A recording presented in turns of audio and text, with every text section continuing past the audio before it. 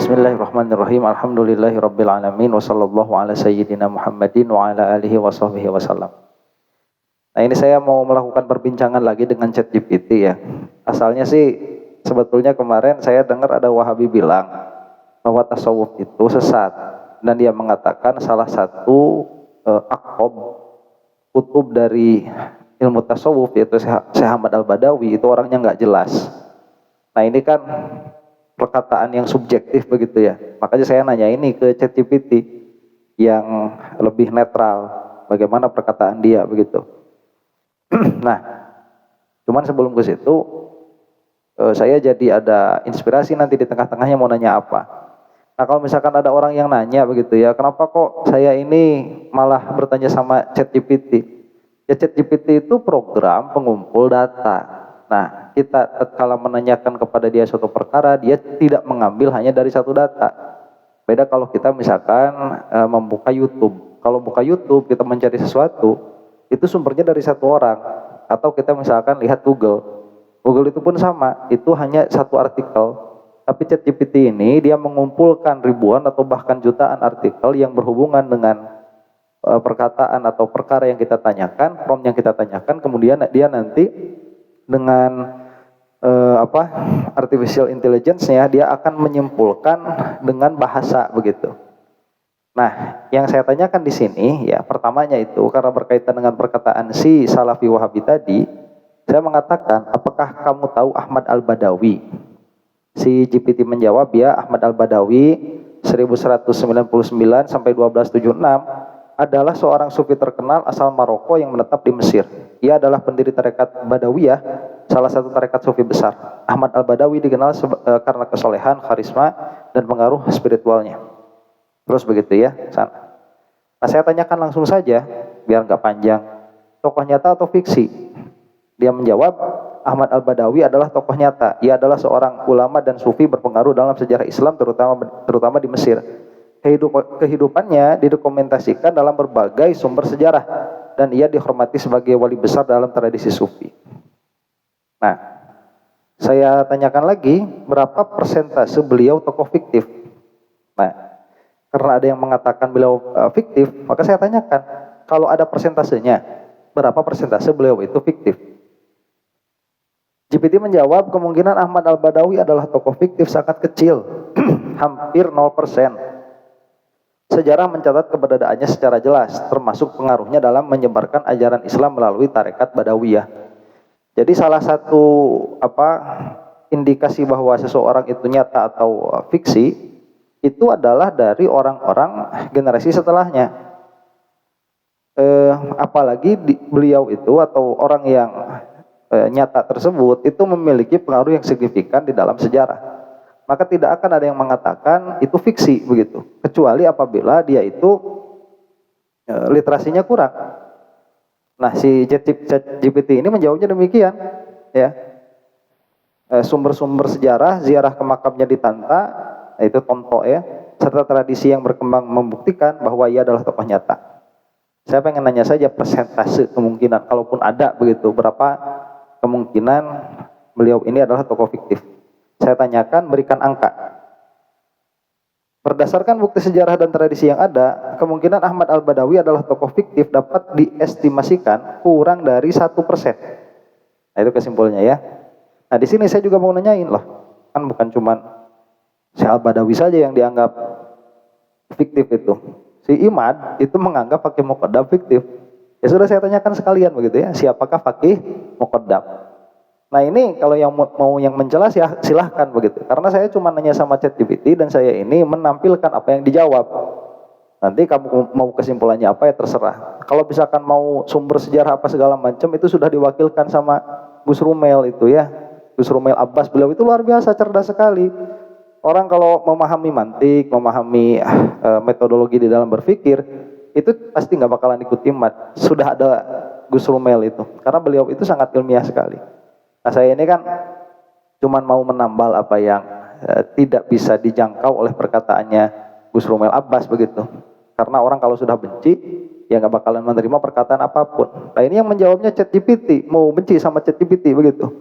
Saya bertanya, siapakah Faqih Muqaddam? Kemudian dijawab, Faqih Al-Muqaddam yaitu Muhammad bin Ali Ba'alwi, demikian dan demikian itu ya, adalah tokoh sufi dan pendiri tarekat Alawiyah di Hadramaut, Yaman. Teruslah sampai ke bawah itu bisa dibaca sendiri. Saya langsung ke pertanyaan saya, nyata atau fiksi? Faqih Al-Muqaddam adalah tokoh nyata. Keberadaannya tercatat dalam sejarah Islam, khususnya dalam tradisi keilmuan dan sufisme di Hadramaut, Yaman. Banyak ulama dan keturunannya termasuk para habib di Indonesia melacak silsilah mereka kepadanya. Tradisi, ajaran, serta pengaruhnya dalam menyebarkan Islam memperkuat bukti bahwa ia adalah tokoh bersejarah yang benar-benar ada. Kemudian saya tanyakan lagi dengan pertanyaan yang sama kepada Syekh Ahmad Al-Badawi ya. Berapa persen kemungkinan fiktifnya? Jawaban ChatGPT berdasarkan bukti sejarah, tradisi keilmuan dan silsilah yang dilestarikan oleh keturunannya, kemungkinan Faqih Muqaddam adalah tokoh fiktif sangat kecil, sekitar 1% atau kurang. Nah, saya mau menanyakan hal yang berikutnya supaya jadi pengetahuan buat si Imad begitu ya. Ini nggak ada tendensi apa-apa yang menjawabnya program pengolah data kok. Saya tanyakan Wali Songo, karena mereka itu kan bikin ormas namanya PWILS itu ya, Pecinta Wali Songo Indonesia, Laskar Sabilillah. Kerjaannya mengeluarkan orang sholawatan. Aduh lucu ini ya. Saya tanyakan bagaimana dengan Wali Songo. GPT pun menjawab, Wali Songo adalah tokoh-tokoh penting dalam sejarah penyebaran Islam di Nusantara, khususnya di Jawa. Mereka adalah 9 wali yang dikenal sebagai penyebar Islam melalui pendekatan budaya dan kearifan lokal. Namun ada perdebatan di kalangan sejarawan mengenai detail historisnya, terutama karena kurangnya sumber primer yang mencatat aktivitas mereka secara langsung. Nah ini saya tidak menanyakan karena ChatGPT sudah tahu pola pertanyaan saya pasti akan menanyakan apakah fiktif atau nyata. Dia langsung menjawab, kemungkinan fiktif. Sebagian besar sejarawan setuju bahwa Wali Songo adalah tokoh nyata, tetapi rincian biografi mereka bisa bercampur dengan legenda. Persentase kemungkinan bahwa keberadaan mereka sepenuhnya fiktif diperkirakan sangat kecil, sekitar 5% atau kurang. Nah ini yang kalau tadi pakai Muqaddam itu kurang dari 1%, Wali Songo ini 5% kemungkinan fiktifnya. Saya tidak mengatakan begitu ya, karena sedari awal kalau yang mengikuti konten-konten saya ini tidak ada tendensi apa-apa balik kepada habaib atau kepada Wali Songo. Gitu. Cuman untuk saya mah ya Ba'alwi ya nyambung ke Rasulullah SAW, kemudian tokoh-tokoh yang disebutkan fiktif itu tidak fiktif sama sekali. Pun demikian Wali Songo, ya hanya orang yang bodoh yang mengatakan Wali Songo itu tidak ada. Dulu yang mengatakan Wali Songo fiktif siapa? Wahabi itu, ya. Sekarang yang mengatakan Faqih Muqaddam fiktif siapa? Imad tuh. Pola pikirnya mirip sama Wahabi, begitu. Cuman kalau misalkan kata ChatGPT, ini kata ChatGPT bukan mewakili pernyataan saya. Sekali lagi saya itu tidak menyatakan Wali Songo itu fiktif ya, wallahi tidak. Nah, ini kalau kata ChatGPT, Wali Songo itu lebih besar kemungkinan fiksinya, kemungkinan fiktifnya daripada Faqih Muqaddam. Jadi kalau misalkan mau konsisten di dalam berpikir begitu ya, melihat data-data, semua data yang ada, kalau misalkan Faqih Muqaddam dikatakan fiktif, harusnya itu Wali Songo juga dikatakan fiktif. Kayak siapa? Kayak si Wahabi. Gitu. Nah saya mau ngecek saja, ya mau ngecek lagi nih. Tokoh-tokoh yang dikenal ada, persentase kemungkinan fiksinya. Saya tanyakan si Pitung. Ya, bagaimana dengan si Pitung? Si Pitung adalah tokoh yang dikenal dalam cerita rakyat Betawi sebagai seorang pahlawan dan perampok baik hati yang melawan ketidakadilan penjajah Belanda. Namun keberadaannya sebagai tokoh nyata masih diperdebatkan, karena sebagian besar informasi tentang si Pitung berasal dari cerita lisan, legenda, dan sastra, bukan dari catatan sejarah resmi.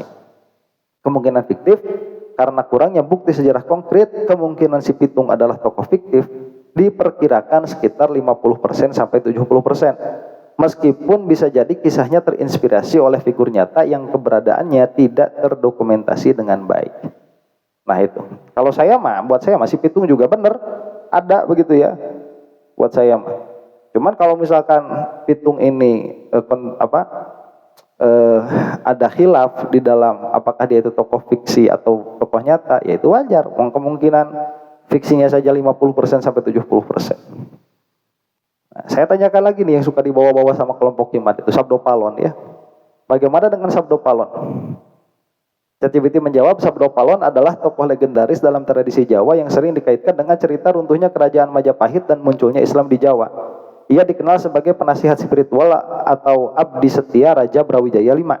Dalam kisah tradisional, Sabdo Palon disebut memberikan sabda atau ramalan bahwa Hindu-Buddha akan kembali ke Jawa setelah Islam mendominasi. Itu kan punya ramalan-ramalan ya. Ya silahkanlah, saya menanyakan lagi. ChatGPT menjawab lagi kemungkinan fiktifnya, karena Sabdo Palon lebih sering muncul dalam babad serat dan tradisi lisan yang bercampur mitos, kemungkinan ia tokoh fiktif sangat tinggi, sekitar 80% sampai 90%. Meskipun ia bisa melambangkan nilai-nilai budaya atau spiritual tertentu. Ya, jadi secara perkataan mungkin menjadi inspirasi bagi orang-orang begitu ya. Cuman ini kemungkinan fiksinya besar sekali, 80% sampai 90%. Ini kemungkinan fiktifnya lebih besar daripada si Pitung. Nah, saya tanyakan satu lagi, ini terakhir ya, biar tahu ChatGPT itu ya begini jawabannya. Nggak semua disebut fiksi, nggak semua disebut nyata begitu. Bagaimana dengan Sun Gokong? Nah, ini Sun Gokong adalah lebih dikenal, Sun Gokong atau lebih dikenal sebagai Sun Wukong adalah tokoh utama dalam novel klasik Tiongkok Perjalanan ke Barat. Versi Inggrisnya itu Journey to the West. Ini saya ngefans banget begitu ya sama kisah Journey to the West ini. Ia digambarkan sebagai seorang raja monyet yang memiliki kekuatan luar biasa dan bisa berubah bentuk. Meskipun Sun Wukong adalah tokoh fiksi yang berasal dari karya sastra, ia sangat dikenal dalam budaya Tiongkok dan Asia Timur sebagai simbol keberanian dan kecerdikan. Kemungkinan fiktif, karena Sun Wukong adalah karakter utama dalam sebuah karya fiksi, kemungkinan besar ia adalah tokoh fiktif, ia itu 100% fiksi. Nah, itu udah jelas palsu, itu mah nggak ada. Monyet yang keluar dari batu 500 juta tahun itu ya, kemudian mengacau kahyangan, itu mah fiksi itu mah ya. Nah, supaya lebih jelas lagi, saya minta berikan kesimpulan angka-angkanya dari yang pertama itu ya. Berikut adalah kesimpulan angka-angka kemungkinan fiktif untuk setiap tokoh yang disebutkan. Siapa saja itu? Ahmad Al-Badawi itu ya. Kemungkinan fiksinya 1%, kurang dari 1%. Fakih Al-Muqaddam kurang dari 1%. Wali Songo 5% atau kurang kemungkinan fiktif. Si Pitung 50% sampai 70%. Sabda Palon 80% sampai 90%. Sun Gokong 100% fiksi. Nah, ini jangan salah ya, saya tidak menyudutkan Wali Songo atau si Pitung begitu. Bagi saya, dari mulai Ahmad Al-Badawi sampai Sabdo Palon, bagi saya itu tokoh benar. Ya. Nah, cuman apakah perkataan Sabdo Palonnya benar? Ya enggak begitu, ya. Cuman kalau secara tokoh sih, keyakinan saya, ya tokoh seperti ini paling nanti hanya glorifikasinya saja yang terlalu berlebihan. Kalau Sun Gokong ya sudah jelas itu mah fiksi, ditulis di novel begitu ya. Pertama terkenalnya juga di situ. Nah, inilah jadi pendukung iman dia. Kalau mau malah jangan sama saya. Ini ChatGPT yang jawab. Kalau kamu mau bikin versi sendiri ya bikin versi sendiri ya begitu. Nggak usah nge-spam di komen saya. Demikian. Cuman kalau mau nge-spam juga nggak apa-apa lah biar naik ratingnya ya. Begitu. Terima kasih. Wallahu taala a'lam bissawab. Assalamualaikum warahmatullahi taala wabarakatuh.